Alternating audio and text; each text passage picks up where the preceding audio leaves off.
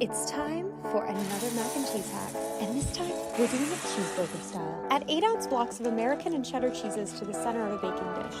Then add 1 pound of pasta, I'm using small shells, and 6 cups of the liquid of your choice. I'm using mostly whole milk and bone broth today. Season liberally with salt and give the outside a good stir.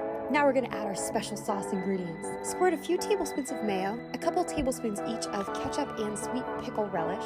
Add a little drizzle of white vinegar. And then of course we're gonna go across the top with some freshly cracked black pepper. Then stick in a 350-degree oven for 55 minutes, taking it out halfway to stir around the edges. Once it comes out, you know the drill. Stir it all up until the cheese is completely combined.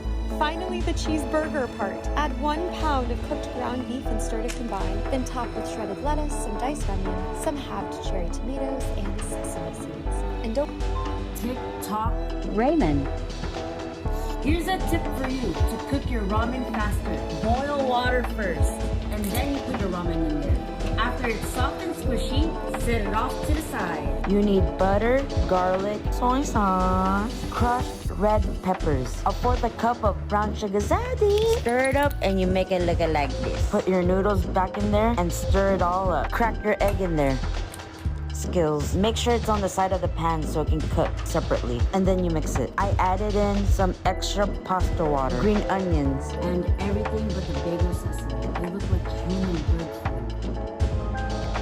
Do you know who started calling this the... Today we're making homemade BDF risotto. I've been seeing a very Americanized version all over the internet, so today I'll be showing you guys how to make it in authentic way. Need about 6 chile guajillos, 3 chile de árbol, and about 5 unchopped chiles. You want to add those to a big pot of water with 5 pounds of chuck roast. Everything that I have listed on the screen as well. You want to skim the top of your broth, you want it very clean. Add a hefty pinch of salt, cover and let it cook for about 1 hour.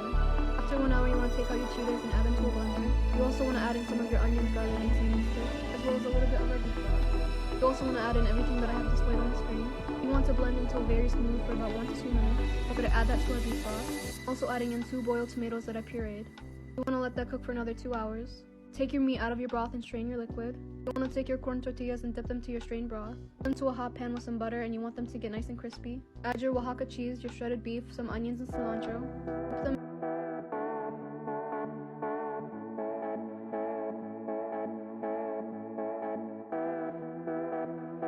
Oh my goodness, these corn ribs need to be the next trending food. They're so fun and I don't know why, but it's way more satisfying to eat corn this way. First, we're gonna need to cut the corn on the cob. Some people say to hack at a knife with a rolling pin, but A, that didn't work, and B, it's just way too complicated. I found that if you stand it up straight and give it a firm push, it cuts right through. Now cut those half pieces in half again until you have 4 ribs like so. In a bowl, add some olive oil, lemon pepper, garlic powder, chili powder, black pepper, smoked paprika, and a pinch of salt. Mix, then brush it onto your corn ribs. You can also fry or bake these, but I air fried them at 400 degrees Fahrenheit for 10 minutes and flipped once halfway through. For our chipotle lime mayo, we combined all these ingredients on the screen, and just look how freaking cute they are. I added my sauce and decided to make it lightly elotes inspired, so I added tortilla cheese and cilantro. Enjoy! The best way to roast your potatoes. Use small potatoes and boil until fork tender. Drain off the water and put them in a big bowl. We're going to start with a generous amount of olive oil, salt, pepper, onion powder, garlic, crushed red pepper, fresh basil, fresh thyme. Get that all mixed together and dump it out on a lined baking sheet. Spread them out, give them a little room on every side, and then use a glass to smash them about a 1/2 inch thick. And then throw them in a 425-degree oven for about 30 minutes, but you're going to want to flip them halfway through. You're going to end up with a soft interior, crispy exterior, the best roast.